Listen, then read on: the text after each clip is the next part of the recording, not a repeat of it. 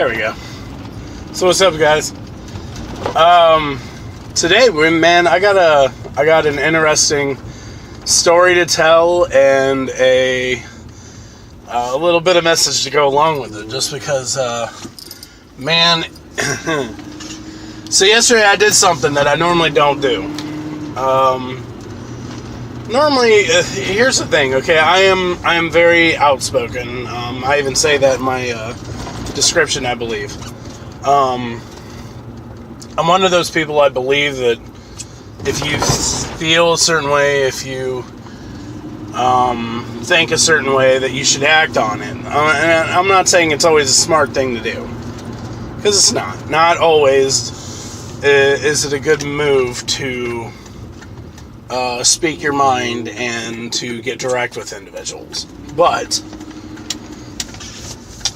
I'm going to tell you the situation. Alright, so yesterday, we were at a shopping plaza, and in this shopping plaza, there's a pizza shop, right? And like most pizza shops, when they are slow, which this pizza shop would have been slow during this time of day, because it literally just turned lunchtime. This is like right after church. Just turned lunchtime.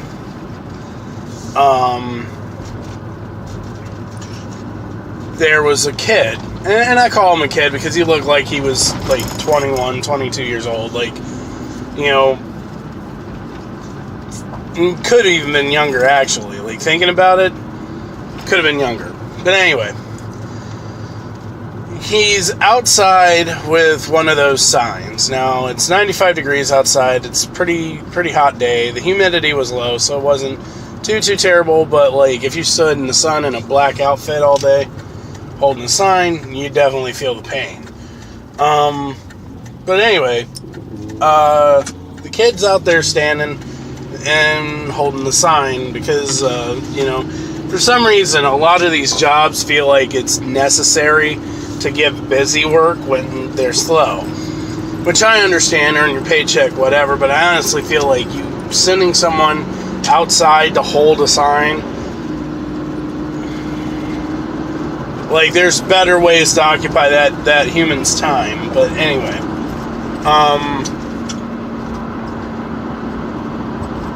long story short, he's out there holding the sign. I'm sitting in the plaza. I'm waiting on Julie because she went into a store. We had all the kids with us because it was just right after church. So I was like, okay, well, I'll just hang back since you're only going to be in there a few minutes. I'll just hang back with the kids in the truck, and we'll wait on you to come back out instead of dragging everyone in. So we're sitting in the truck, and for about 5 minutes, right? We're in this parking lot for like 5 minutes. And in this 5 minutes, there's a guy that is opening up the door to the pizza shop, right? And yelling. Now, we're talking about a full parking lot's distance. And what I mean by full parking lot's distance, alright, think about how a parking lot is styled. This parking lot's got about 5 rows worth of cars lengthwise. So it's 5 car lengths lengthwise with lanes in between. So it's a decent parking lot, you know. Decent sized parking lot. It's not like some small little redneck parking lot. I'm talking, this is a decent sized parking lot. And this guy keeps opening the door to the pizza shop and is screaming at the top of his lungs. Now, I mean, like, military grade screaming at the top of his lungs at the kid that he needs to walk now, back and forth now. Now, in this 5 minutes, he not only does this once, not twice, he does this 3 times in a 5 minute time span. I couldn't take it anymore. I got super upset. I get super frustrated. So, you know, I've got all my kids in the truck and everything else. So I'm like, okay, well, I'm just going to hang back. I'm going to wait until Julie comes back out, gets in the truck. And then I might say something. She comes out and she gets in the truck. And I'm like, I gotta go handle something. Give me a minute, I'll be right back. So I get out of the truck, I walk over to the pizza shop, I go inside. I go up to the counter, this kid, the guy that was yelling out of the door is at the counter, and I walk in and I say, hey, who's management here? And what I thought was going to happen is exactly what happened. The kid responds back to me, it's me. What can I help you with? And I instantly was like, okay, this is going to be a confrontational event if I get into it. And like I normally do in my own fashion, I got into it because I got, it irked me in so many ways. I'm going to get into it. But I'm going to finish this story out. I looked at him and I was like, hey, so here's the situation. I've been sitting in the parking lot with my 5 kids in my truck for the past 5 minutes, and in those 5 minutes, you have opened that door and you've yelled at this kid that's holding the sign at the end of the parking lot. That's not how you do things. And he looks at me, and he, draws back, right? He pulls back into himself because, of course, a manager is not going to get approached by an employee like this. So I caught him off guard because, management teams don't get caught off like that by coworkers. Normally the only people that complain like this is customers, and customers don't normally complain about the way employees are being treated. But anyway,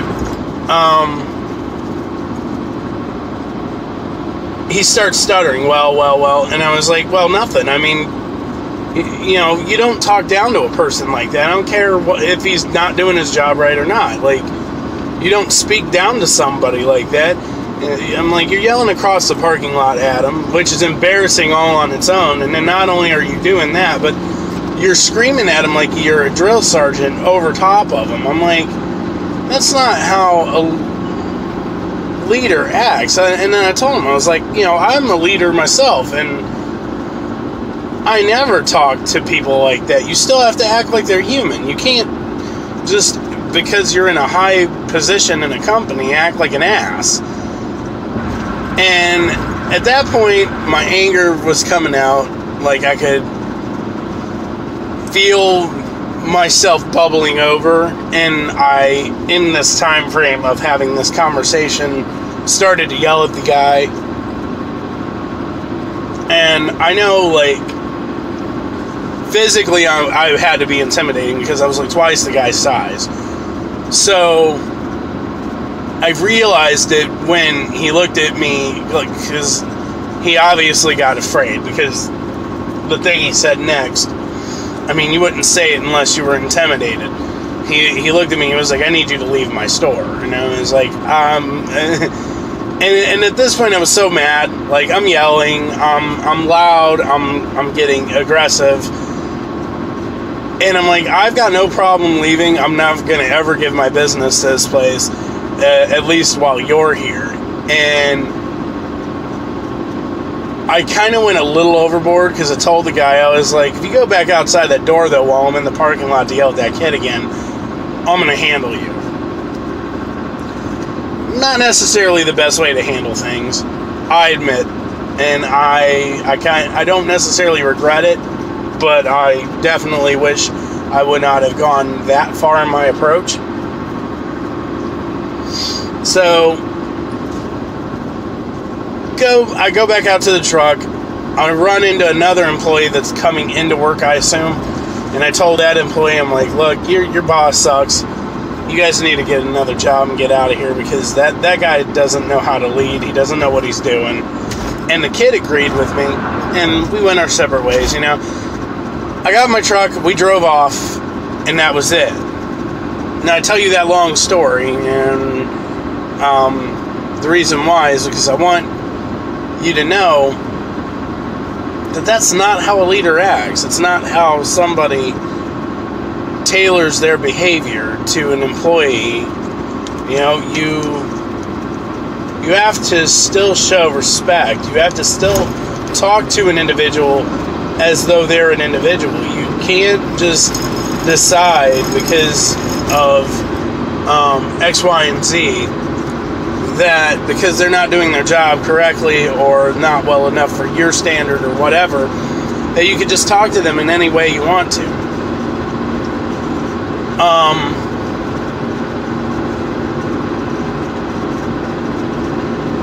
So when you're going through your motions today, right? Think about that. Think about the way you talk to people. Think about the way you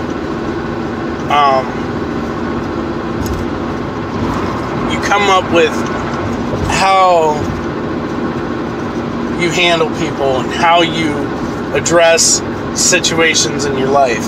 Because here's the thing, like ultimately at the end of the day, how you carry yourself with other people is how people are going to look at you when they make decisions on where you should be at in your career. And if you are already at a pinnacle position, right? Say you're a manager, say you're an executive, whatever that looks like for you. If you're in a saving position of power, treat people with respect. Treat people the way you would want to be treated. I mean, I know that's like an old school philosophy. I'm sure your mom or your grandma told you that when you were growing up as a kid. But treat people the way you want to be treated yourself. Because ultimately, at the end of the day, man, the way you get your team, the way you get your staff, the way you get all of, any working dynamic, the only way you get that working dynamic to work together is with respect and with trust. And you can't build either one of those if you're talking down to them. Now, I'm not saying you don't reprimand. Like, you do what you gotta do, you know what I mean? Like, if you are a supervisor of some sort and you have to hold ground on things, then hold ground on things. But hold ground on things in the right way. Don't pull somebody into an office and act like an ass to them. Definitely don't scream at them across a parking lot. Like, carry yourself in the fashion in which you would want someone to treat you. Regardless on whether the person's doing a good job or bad job. Because they're still a human, and you don't know what they're going through. You don't know what's going on inside their head, what they're dealing with in their life. I can tell you right now, there's been times where I got reprimanded, right? I've gotten pulled in the office, and I've gotten pulled in the office over dumb things. Being late. Being late was one of the really dumb things I used to get pulled in the office over. Well, you've been late. Well, yeah, I've been late. I'm getting a divorce. Like, I'm staying at my mom and dad's house right now. Like, my whole world is in shambles. So, I'm sorry that I'm running 2 or 3 minutes late clocking in. My apologies. There was that. There was also, like, at the time I was driving 45, 50 minutes away from my home to get to work. And in the wintertime, especially in Ohio, like if you know Ohio weather, that's not simple. That's not an easy task. And no matter how much you pre-plan to leave for work early or whatever, that doesn't work out, man. Sometimes the roads are just jacked and 10 miles an hour is as slow as you can go. Sometimes, for your own safety, you go back home. Those are just some of the situations, and I always got the whole entire, well, you still have to, yada, yada, yada, and it's like, you gotta respect life, though.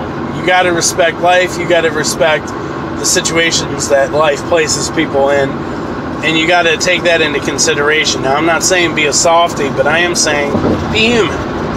Be human and give other people around you the room to be human, too. That right there will make you 20 times the leader of anybody else around you. If you figure out a way to lead with the understanding that the people around you are human beings and you treat them like that.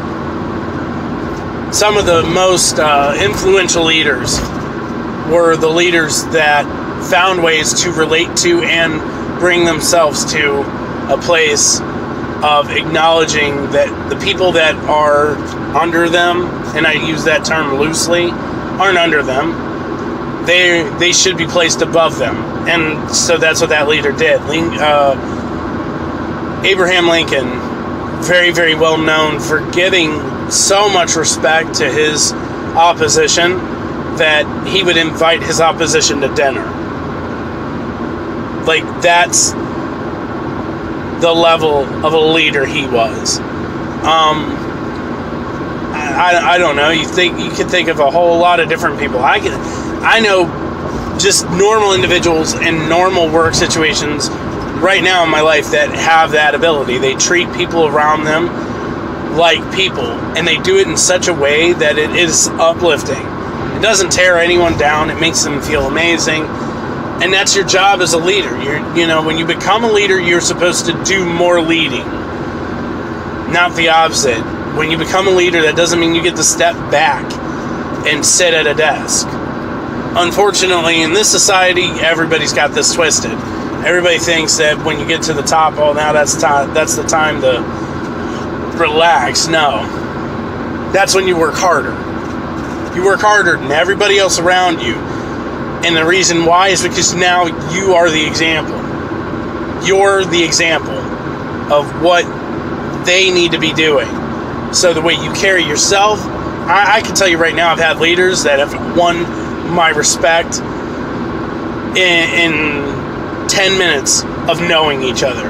And then I've had other leaders that I've worked for 9+ years that I was really disappointed in even the fact that they even got a job. It's just the fact of life. Leadership is about leading, and it's about leading in the proper ways. Not overlording, not micromanaging, and definitely not trying to stand over top of somebody and inflicting your purpose on them. You're supposed to work with your purpose together, not, casting it down on people. I'm going to cut the video off here. I hope you guys have a wonderful Monday. I'm going to go ahead and upload this video today. I'll have a better motivational video for you guys tomorrow. I just wanted to get this out because, man, yesterday, that whole event, it got under my skin. It burned me up. So I had to get this message out. I love you guys. I hope you have an amazing Monday. Go kill your goals. And whatever goals you have set, man, today's the fresh start to do it. Today's the day to get it done, to execute, and to achieve those things that you have been wanting to set out to achieve. All you need is a Monday. I've said that over and over and over. I'm contemplating on making it a t-shirt. It's that serious to me. All you need is a Monday. I hope you guys have a wonderful day. Go kill it. Ah!